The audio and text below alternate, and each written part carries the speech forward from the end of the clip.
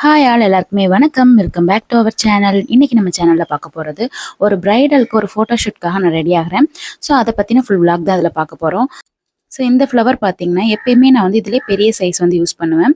So இவங்களுக்கு நான் வந்து பேபி ஷவர் ஃபங்க்ஷன், அதனால வந்து ரொம்ப பெருசாக வேணாம், ஒயிட் வேண்டாம் அப்படின்னு சொன்னாங்களேன்னு ரொம்ப குட்டி குட்டியாக இருக்கும் இந்த ஃப்ளவர். இதை வந்து நான் சூஸ் பண்ணியிருக்கேன். இது வந்து பார்க்குறதுக்கு கூட கொஞ்சம் பெருசாக தெரியுது. பட் இது வந்து முல்லைப்பூவோட கொஞ்சம் தான் பெருசாக இருக்கும், அந்தளவுக்கு குட்டி குட்டியாக இருக்கும்.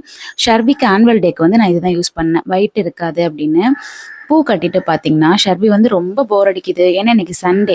ஸோ அப்படிங்கிறதுனால ரொம்ப போர் அடிக்குதுமா அப்படின்னு சொல்லிட்டே இருந்தா. அவளுக்கு பார்த்தீங்கன்னா சும்மா கடந்த கோன் எடுத்து கையில் வந்து போட்டு விட்டாச்சு. ஸோ அதில் பெருசாக டிசைன்லாம் இருக்காது, ஏன்னா அவள் ரொம்ப நேரம் வச்சுக்க மாட்டா, உடனே போய் வாஷ் பண்ணிடுவா. ஸோ நான்லாம் ஸ்ட்ரைன் பண்ணிக்காம அப்படியே நமக்கு கையில் வந்தது மாதிரி அப்படியே வரைஞ்சி விட்டுட்டேன். ஷூட்டுக்கு ரெடி ஆகலான்னு பார்த்தா அதுக்கு ½ அன் ஹவர் முன்னாலேருந்து எனக்கு செம்மையாக தலைவலிக்க ஆரம்பிச்சிடுச்சு. ஹெவியான தலைவலி. டேப்லெட்ஸ்லாம் நான் யூஸே பண்ண மாட்டேன், எனக்கு போட்டு தான் ஆகணுங்கிற ஸ்டேஜுக்கு ஆயிடுச்சு. லிப் பாம் யூஸ் பண்ணிக்கிட்டேன். எனக்கு தலையில் நான் வந்து ஆயில் வைக்காமல் இருந்தாலே எனக்கு தலைவலி வரும். ஸோ அதனால் ஹெட்டேக் எதனாலையா இருக்குமோ அப்படின்னு சொல்லி வீட்டிலலாம் சொன்னோன்னே உடனே தலையில் எவ்வளோ ஆயில் அப்ளை பண்ணியிருக்கேன் பாருங்கள். ஏன்னா எனக்கு அந்தளவுக்கு தலைவலி. வெளில போகிறோம் ஆயில் வைக்க வேணாம் அப்படின்லாம் யோசிக்கவே இல்லைனா, ஏன்னா எனக்கு தலைவலி நின்னா போதுங்கிற அளவுக்கு நான் ஆயில் அப்ளை பண்ணிட்டேன். ஸோ நிறைய நம்ம ஆயில் அப்ளை பண்ணதுக்கப்புறம் நம்ம வந்து பெருசாக வந்து ஹேர் ஸ்டைல் எதுவும் பண்ண முடியாது. ஸோ அதனால் கிளிப் எதுவுமே யூஸ் பண்ணாமல் நம்ம இந்த டிக்டாக் பின் இருக்கும் இல்லையா, ஸோ அது மட்டும் நான் யூஸ் பண்ணிக்கிட்டேன். ஃபேஸ்க்கு வந்து வழக்கம் போல் மாய்ஸ்சரைசர் யூஸ் பண்ணேன், ப்ளஸ் ஒரு 2 மினிட்ஸ் ஃப்ரீ கேப் கொடுத்துட்டு அடுத்து வந்து இது நான் சன்ஸ்க்ரீம் யூஸ் பண்ணிக்கிறேன். பிராண்ட் வந்து அக்வாலாஜிக்கா யூஸ் பண்ணியிருக்கேன். நல்லா ஒரு மசாஜ் கொடுத்துட்டு நான் வந்து ஹேரை வந்து நல்லா ப்ரிப் பண்ணிக்கலாம். ஏன்னா அதுக்குள்ளே நமக்கு வந்து ஃபேஸ் வந்து நல்லாவே செட் ஆகிடும். இமீடியட்டாக நெக்ஸ்ட் நம்ம பண்ணக்கூடாது. ஸோ அதனால் வந்து நான் ஃபஸ்ட்டு ஹேரை முடிச்சுக்கிறேன். ரொம்ப லூஸாக அந்த கிளிப் போட்டேன், ஏன்னா வந்து எனக்கு ரொம்ப தலைவலிக்க ஆரம்பிச்சிடுச்சு. ஸோ அதனால் வந்து முடியில் மட்டும் பின் பண்ணுற மாதிரி மட்டும் யூஸ் பண்ணிக்கிட்டேன்.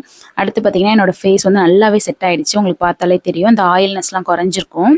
அதுக்கு அடுத்து வந்து பொட்டு வைக்கலாமேன்னு சொல்லி நான் கேமராவை பார்த்துட்டே வச்சது எனக்கு பொட்டு சரியாகவே வரலை. ஸோ அதுக்கடுத்து போய் மிரர் பார்த்து நான் மாற்றி வச்சுட்டு வந்துட்டேன்.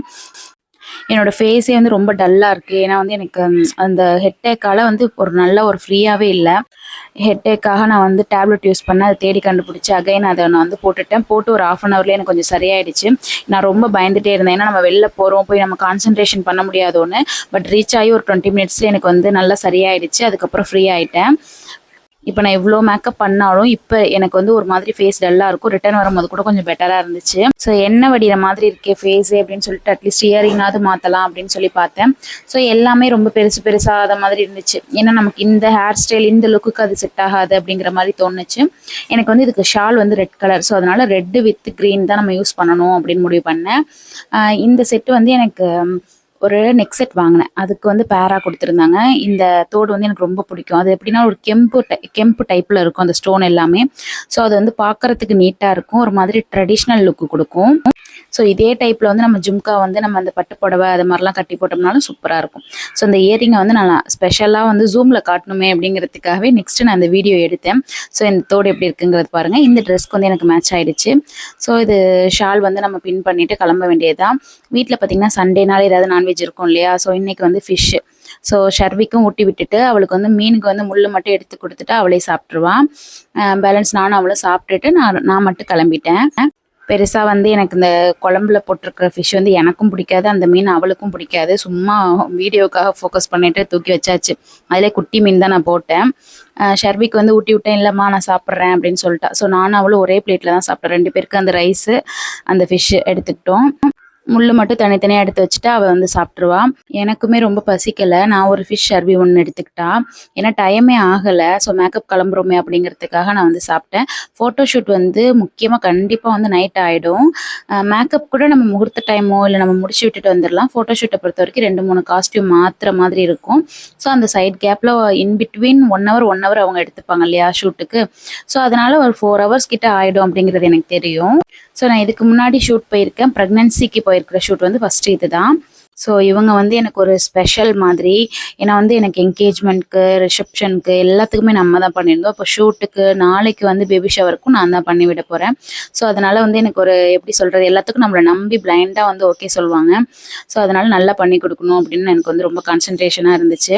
மீன் குழம்பு சாப்பிட்டுட்டு நிஜாம் பாக்கு போட்டாச்சு. எனக்கு வந்து நான்வெஜ் சாப்பிட்டா கண்டிப்பாக பிரியாணி அதெல்லாம் சாப்பிட்டேன்னா வந்து அந்த பாக்கு கொஞ்சோண்டாச்சும் வாயில் போட்டுப்பேன்.